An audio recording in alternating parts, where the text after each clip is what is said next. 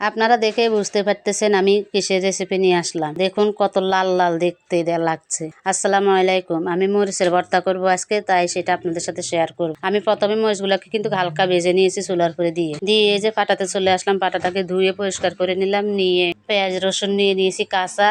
মরিচটা ভেজে নিয়েছি, পেঁয়াজ রসুন কিন্তু কাঁচা নিয়েছি। নিয়ে এখন পাটাতে নিয়ে পিষে নিচ্ছি। মরিচগুলাকে আগে আধ ভাঙা করে নিয়েছি আমি পাটাত আধ ভাঙা করে, তারপরে এই যে এখন পেঁয়াজ রসুন একটু ভালো করে পিষে নিতেছি। একদম মিহি করে পিষে নিব আমি। এই যে এখন বারবার করে মানে 3-4 বার করে পাটাতে একদম মিহি করে নিয়েছি। এই যে দেখুন আমার ভর্তা হয়ে গেছে। ভর্তাটা করে নিয়ে আসলাম। দেখুন কি সুন্দর লাগতেছে। আসলে এই ভর্তা যেদিন হয় সেদিন কিন্তু আমার বারবারই ক্ষুধা লাগে, তাই আমি এই যে খাইতে চলে আসলাম। ভর্তাটা করেই চলে আসলাম টেবিলে এসে খাওয়া শুরু করে দিলাম।